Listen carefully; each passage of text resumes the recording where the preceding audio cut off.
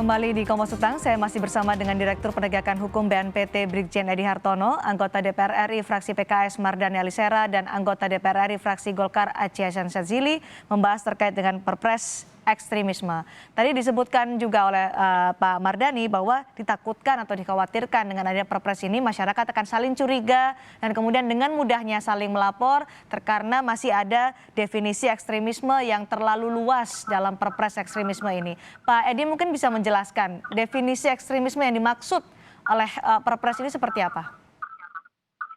Sebenarnya di dalam Perpres itu di ketentuan umum sudah dijelaskan ya bahwa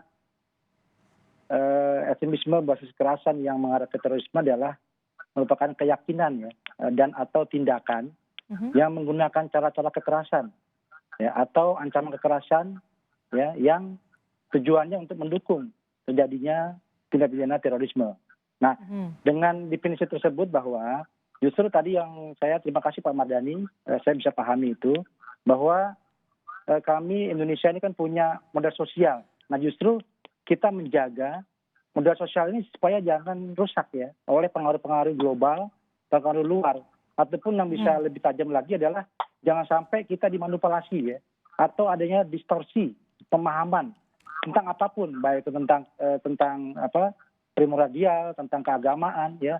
Ini harus diantisipasi sehingga di antara kementerian lembaga juga pasti juga akan melibatkan masyarakat. Tentunya ini kita transparan, terbuka, dan sama-sama memberikan edukasi ya yang benar supaya jangan sampai yang kita ketahui masyarakat sekarang ini kan banyak terpengaruh oleh sarana cyberspace ya atau sarana internet atau sosial media yang banyak narasi-narasi yang sumbernya juga kita tidak bisa dipertanggungjawabkan. Nah inilah yang kita batasi, kita kontrol supaya jangan sampai diracuni oleh hal-hal yang sebenarnya sehingga yang tadi dikatakan oleh Pak Mardani tadi modal sosial kita jadi rusak Pak, sehingga nanti orang bahaya Pak kalau punya paham-paham dari awal dari hulunya nggak dicegah nanti orang akan mudah melakukan tindak pidana terorisme.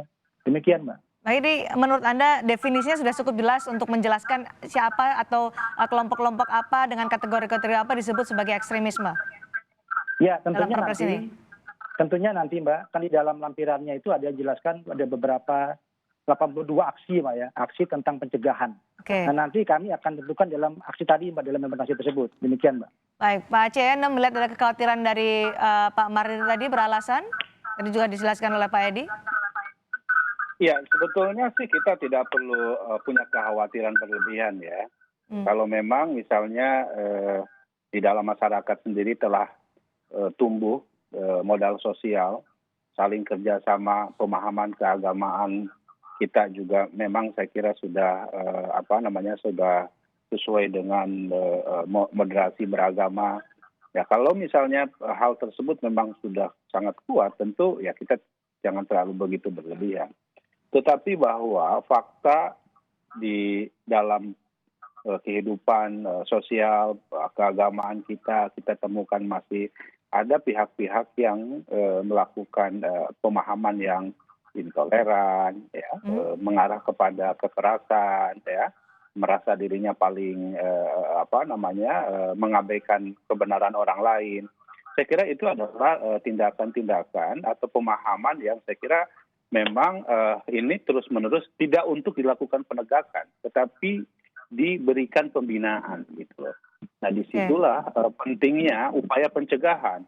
Jadi potensi-potensi bagi munculnya kekerasan itu memang harus diantisipasi sedemikian rupa sebagai tindakan preventif agar ini tidak kemudian menjadi tindakan yang berbasis pada kekerasan.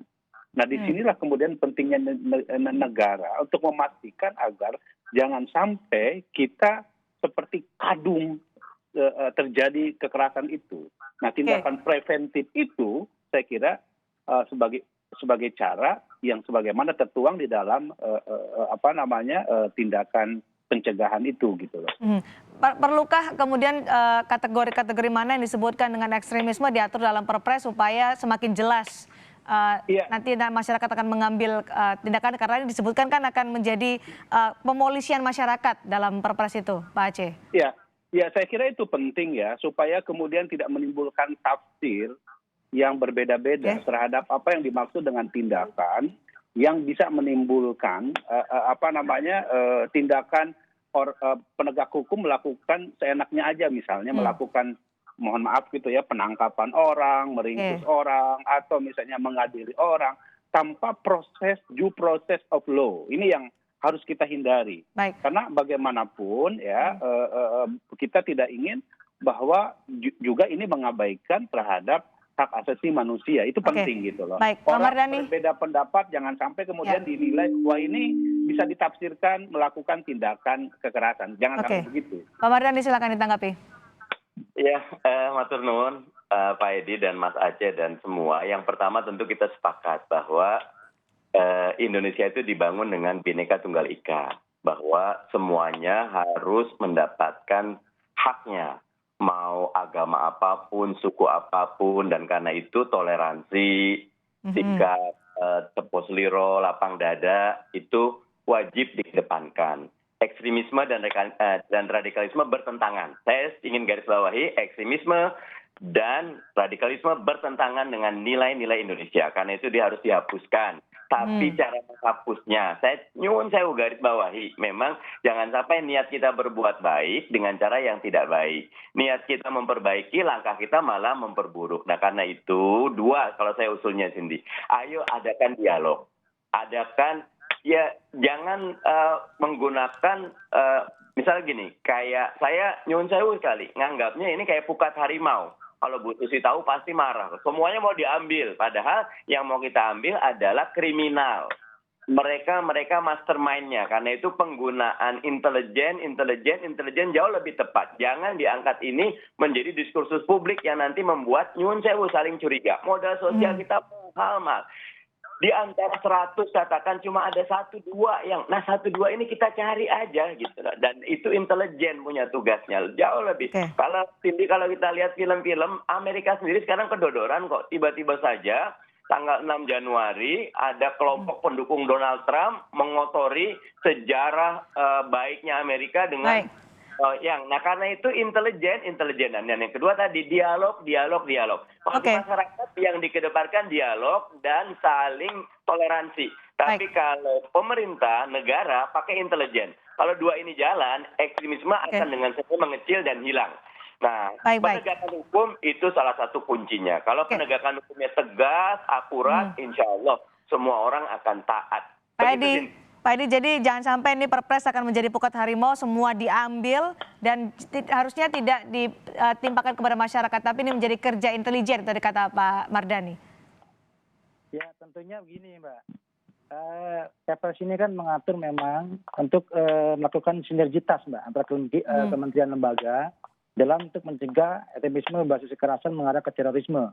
Tentunya dalam 82 aksi pencegahan ini, nanti tentunya kita akan melakukan dialog.